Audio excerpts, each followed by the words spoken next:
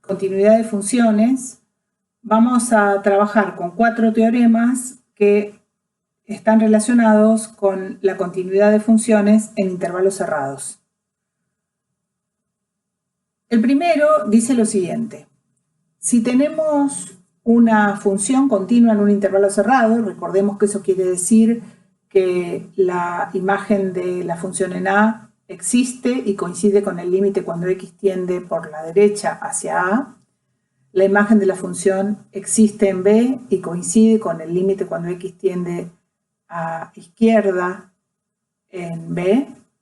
Y además la función es continua en el interior del intervalo, lo cual quiere decir gráficamente que la función inicia su trazado en f de A y termina en f de B sin interrupciones. Este teorema dice que si tenemos una función en esas condiciones, entonces será continua en cualquier intervalo cerrado, incluido en el intervalo AB, cerrado o abierto. El hecho de que sea continua en el intervalo cerrado AB, como dije recién, significa que la función arranca de f de A y termina en f de B. Lo que dice este teorema es que si tomamos cualquier intervalo incluido en AB, entonces la función va a ser continua en ese intervalo cerrado al interior de AB. Es decir, que la continuidad de la función en el intervalo AB la hereda cualquier intervalo cerrado o abierto incluido en el intervalo AB. ¿Esto por qué ocurre? Porque si la función es continua en todo el intervalo AB, va a ser continua en los puntos C y D que están dentro del intervalo AB. Si es continua en C, se va a cumplir también, particularmente, la continuidad de esta función en C por la derecha de C. Si es continua en D, por la continuidad de la función en ese punto, se va a cumplir particularmente la continuidad de la función por la izquierda de D. O sea que ahí tenemos las dos condiciones de continuidad en los bordes del intervalo cerrado CD. Y al ser continua en todo el intervalo AB, también es continua en el interior del intervalo CD. Por lo tanto, la función es continua en el cerrado CD. Este teorema, el teorema de Bolzano, es un teorema que es muy importante y es la base de un montón de propiedades que vamos a ver más adelante. Y dice lo siguiente: si tenemos una función continua en un cerrado con todo lo que eso significa, y la imagen de la función en A tiene signo distinto de la imagen de la función en B, entonces es posible asegurar que la función tiene una raíz entre A y B. Dicho de otra manera, si el signo de la imagen de A es distinto del signo de la imagen de B, entonces la función vale 0 en algún punto entre A y B. Gráficamente, hay dos cosas importantes. Primero, la continuidad de la función en el punto, que es lo que habíamos dicho, que arranca de f de A al trazo de la función y termina en f de B, sin interrupciones. Segunda cosa importante es que el signo de la función en A es distinto del signo de la función en B. ¿Eso qué quiere decir? Que la función puede ser positiva en A y negativa en B, o negativa en A y positiva en B. Este último caso es el que está graficado acá en el gráfico de la izquierda. Entonces, lo que dice este teorema es que bajo estas condiciones se puede asegurar la existencia de un número que está entre A y B, que es parte del dominio de la función, donde la imagen de la función es 0. Lo que dice este teorema es que si la función pasa continuamente desde abajo del eje hacia arriba del eje o al revés, obligatoriamente debe cortar al eje por lo menos una vez. Después en la práctica van a poder buscar ejemplos de funciones donde esto ocurre más de una vez. Pero la continuidad de la función en el cerrado garantiza que por lo menos una vez la función cruza al eje. Y justamente, si falla la continuidad en el cerrado, podría ser que la función cruce al eje o no, puede saltar. Vamos a ver ahora algunas aplicaciones, algunos ejemplos de aplicaciones de este teorema de Bolzano. Por ejemplo, una de las aplicaciones es para la búsqueda de raíces de funciones. En particular, voy a hacer un ejemplo con un polinomio, pero puede ser con cualquier función continua. Pero supongamos que tenemos un polinomio del cual sabemos que es una función continua en todos los reales. ¿Cómo buscamos las raíces? Para la función lineal despejamos, para la función cuadrática tenemos la fórmula de Bhaskara. Hay una fórmula horrible, pero bueno, que funciona para polinomios de grado 3.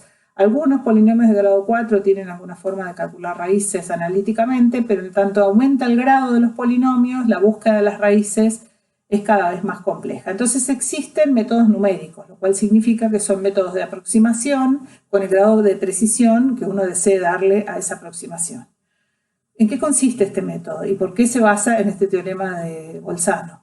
Consiste en lo siguiente, consiste en detectar en el dominio de la función un lugar donde la imagen sea negativa y un lugar donde la imagen sea positiva. La continuidad de la función en este intervalo, el intervalo encerrado entre estos dos puntos, uno con imagen negativa y uno con imagen positiva, puede ser al revés, garantiza que entre medio de estos dos puntos está la raíz.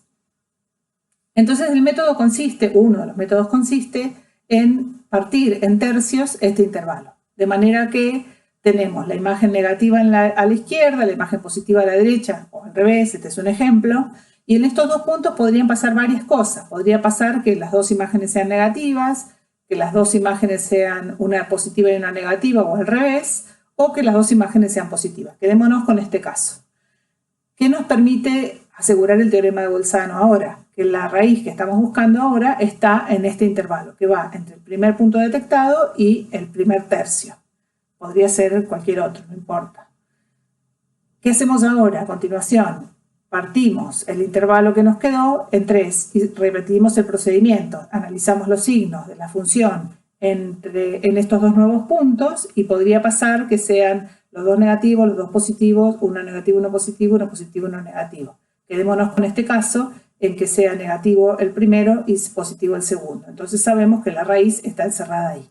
Con este procedimiento uno puede ir acotando la raíz hasta el grado de precisión que uno desee.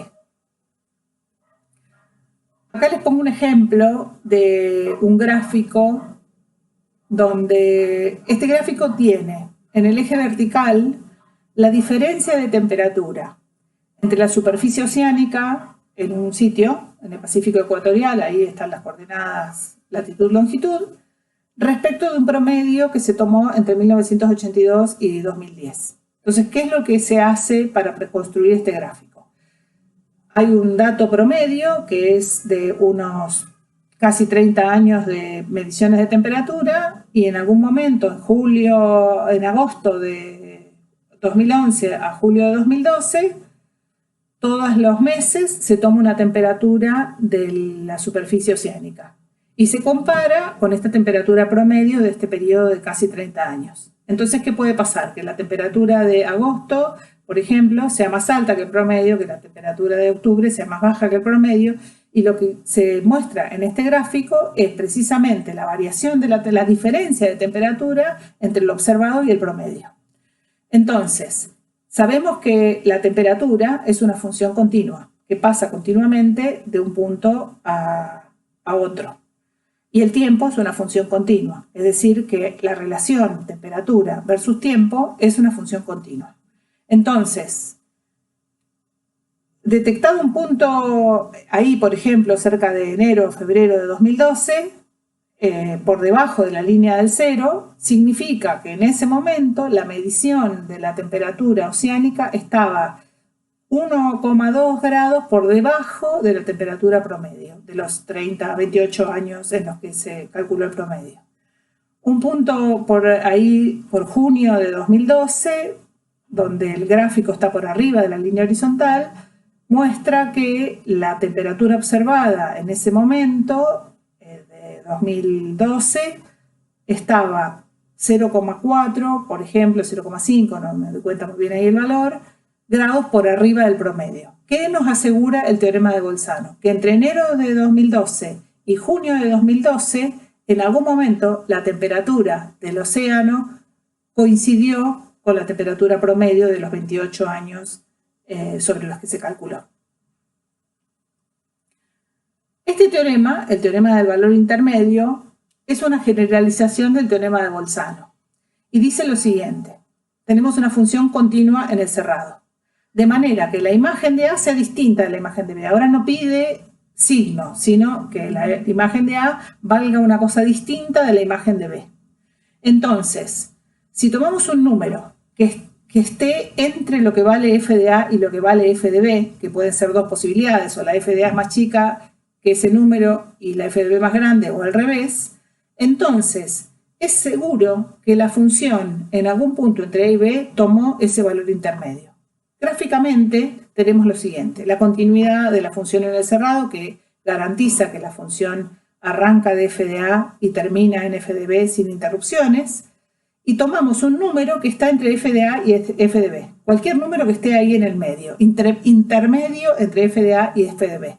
Lo que asegura este teorema es que seguramente la función en algún momento entre A y B, que está indicado por el punto C, tomó esa imagen.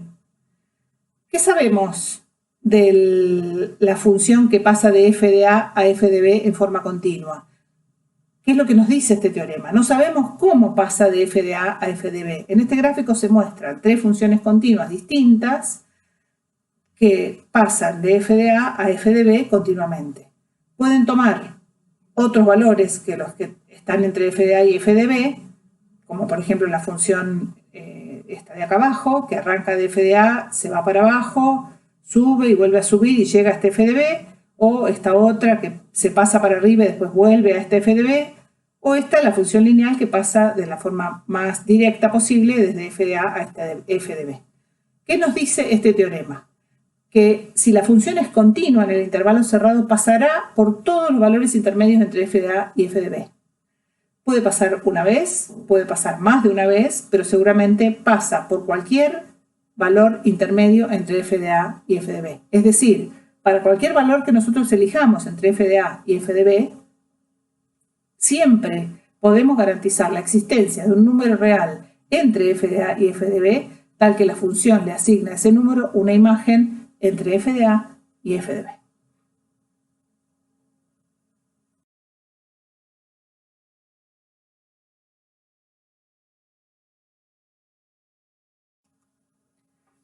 El teorema 8, el último de esta serie, se llama teorema del mínimo y máximo valor, y dice que si una función es continua en un intervalo cerrado, entonces se puede asegurar que en ese intervalo la función alcanza un valor mínimo y un valor máximo absolutos dentro del intervalo.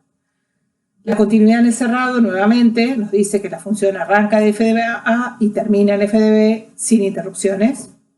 Entonces este teorema dice que bajo estas condiciones se puede asegurar la existencia de un punto máximo absoluto entre las imágenes y un punto mínimo absoluto entre las imágenes.